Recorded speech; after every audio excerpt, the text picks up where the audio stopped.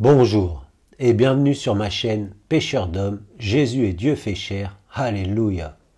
Aujourd'hui nous allons étudier la prophétie de la porte orientale du mont du Temple à Jérusalem, aussi appelée la porte dorée ou la porte des miséricordes en hébreu, Sha'ar Harahamim. Pourquoi cette porte est si importante? Eh bien, elle est au centre de nombreuses prophéties qui ont été accomplies et qui s'accompliront. Elle joue un rôle clé dans les saintes écritures de Dieu, c'est-à-dire la Bible. Alors, commençons notre étude.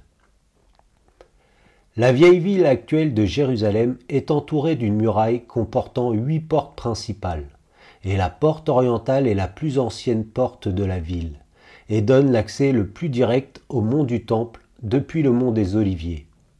La porte orientale est unique dans le fait qu'elle est complètement scellée, dû au fait qu'après l'invention du mahométisme au 7e siècle après Jésus-Christ, Yeshua Mashiach, elle fut fermée une première fois par les Mahométans en 810 et rouverte en 1102 par les croisés, puis fermée une seconde fois par Saladin après la reconquête de Jérusalem en 1187 par les Mahométans. La porte que l'on voit aujourd'hui a été rebâtie par le sultan ottoman Suleiman et elle a été bâtie sur les fondations des portes précédentes. Puis il l'a fermée une troisième fois vers 1541 après Jésus-Christ, Yeshua Mashiach, et elle est restée ainsi jusqu'à aujourd'hui. Pourquoi cette porte a-t-elle été fermée par les Mahométans? C'est afin d'empêcher le Messie juif d'Israël d'entrer par cette porte, car ils ont entendu dire de la part des religieux juifs que le Messie juif d'Israël passera par cette porte selon la prophétie d'Ézéchiel du chapitre 44 versets 1 et 2 où il est écrit: Et il me ramena vers la porte extérieure du sanctuaire, qui regardait vers l'Orient, et elle était fermée. Et Yahvé me dit: Cette porte sera fermée, et elle ne sera pas ouverte, et personne n'entrera par elle, car Yahvé, le Dieu d'Israël, est entré par elle, et elle sera fermée. Ici nous lisons donc que la porte orientale sera fermée parce que Yahvé, le Dieu d'Israël, est entré par elle. Alléluia. Et c'est exactement la situation actuelle. Et non seulement les Mahométains ont scellé la porte orientale, accomplissant l'ombre à venir de la prophétie d'Ézéchiel, mais en outre ils ont érigé un cimetière devant cette porte, afin de souiller tout juif qui voudrait ouvrir cette porte, car selon la Torah, toucher un sépulcre le rendrait impur. Mais la tentative par les Mahométains d'empêcher le Messie juif, le Dieu d'Israël, d'entrer par la porte orientale a échoué, car le véritable Messie juif, le Dieu d'Israël, Jésus Yeshua, est entré par cette porte il y a presque 2000 ans, comme nous le lisons dans le livre de Luc au chapitre 19 versets 35, 37, 38 et 45 et 46 où il est écrit: Et ils l'amenèrent à Jésus Yeshua, et ayant jeté leurs vêtements sur l'ânon, ils mirent Jésus Yeshua dessus.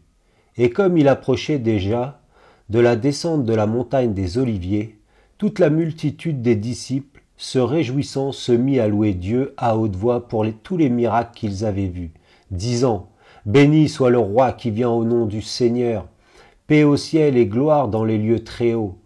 Et il entra au temple et se mit à chasser dehors ceux qui y vendaient et qui y achetaient, leur disant: Il est écrit: Ma maison est une maison de prière, mais vous en avez fait une caverne de voleurs. Ici nous lisons donc que le Dieu d'Israël, Jésus Yeshua, sur un ânon, accomplissant la prophétie de Zacharie, descendit la montagne des Oliviers sous les louanges de ses disciples juifs, proclamant qu'il est le roi qui vient au nom de Yahvé, prophétisé par le roi David dans le psaume 118. Puis qu'il passa par la porte orientale pour se rendre dans sa maison, c'est-à-dire le temple, la maison de Dieu, ce qui prouve encore une fois la divinité de Jésus Yeshua. Alléluia. Et les Mahométans, en fermant cette porte orientale, accomplirent l'ombre à venir de la prophétie d'Ézéchiel. Alléluia. Je parle d'ombre à venir car la prophétie d'Ézéchiel s'accomplira réellement après la seconde venue du ciel du Dieu d'Israël, Jésus Yeshua, à Yom Kippour, lorsqu'il dédicacera le 4e temple, c'est-à-dire le temple du millénium, à la fête d'Hanouka, ce temple qui est décrit du chapitre 40 au chapitre 48 dans le livre d'Ézéchiel. Et il est important de savoir que la gloire de Dieu quitta le temple pour se tenir à l'entrée de la porte orientale, à cause de la désobéissance d'Israël, et que la gloire de Dieu se tient sur la montagne des Oliviers, comme nous le lisons dans le livre du prophète Ézéchiel au chapitre 10, versets 18 et 19, et au chapitre 11, verset 23, où il est écrit « Et la gloire de Yahvé se retira de dessus le seuil de la maison et se tint au-dessus des chérubins. Et les chérubins déployèrent leurs ailes et s'élevèrent de terre sous mes yeux quand ils sortirent avec les roues. Et ils se tinrent à l'entrée de la porte orientale de la maison de Yahvé, et la gloire du Dieu d'Israël était au-dessus d'eux en haut.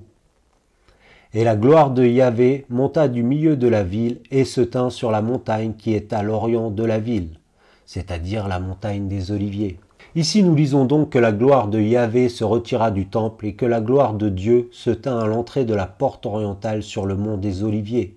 Et comme nous l'avons étudié dans ma précédente vidéo intitulée « Qui est le Fils de l'homme » en Daniel 7, la gloire de Yahvé, la gloire de Dieu est Jésus Yeshua, le Dieu d'Israël. Alléluia. Voyez ma vidéo à ce sujet. Amen.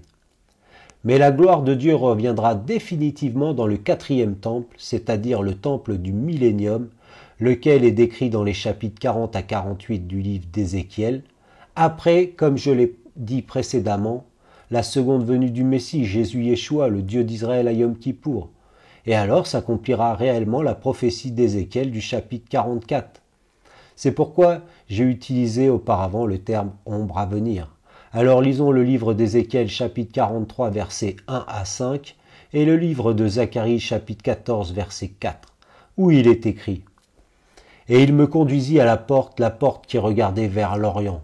Et voici la gloire du Dieu d'Israël venait du côté de l'Orient, et sa voix était comme une voix de grandes eaux, et la terre était illuminée par sa gloire.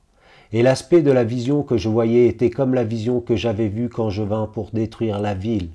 Et les visions étaient comme la vision que je vis près du fleuve Kébar. Et je tombai sur ma face. Et la gloire de Yahvé entra dans la maison par le chemin de la porte qui regardait vers l'Orient. Et l'Esprit m'enleva et m'amena dans le parvis intérieur. Et voici la gloire de Yahvé remplissait la maison. Alléluia. Et ses pieds se tiendront en ce jour-là sur la montagne des Oliviers qui est en face de Jérusalem, vers l'Orient.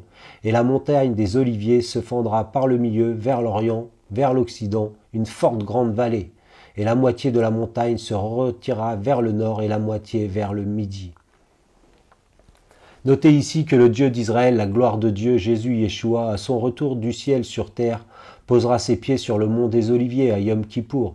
Puis après avoir exécuté le jugement, il entrera par la porte orientale lors de la fête d'Hanouka, la fête de la dédicace du 4e temple, c'est-à-dire le temple du millénium, puis la porte sera fermée et sa gloire remplira sa maison. Alléluia. En attendant notre prochaine étude, soyez tous bénis par le nom au-dessus de tout nom, le roi des rois, le seigneur des seigneurs, Arié Yehuda, le lion de la tribu de Juda, Jésus Yeshua. Amen. Alléluia. Tout genou se ploiera et toute langue confessera que Jésus Yeshua est le Seigneur, Adonai, le Dieu Tout-Puissant, El Shaddai. Amen. Alléluia.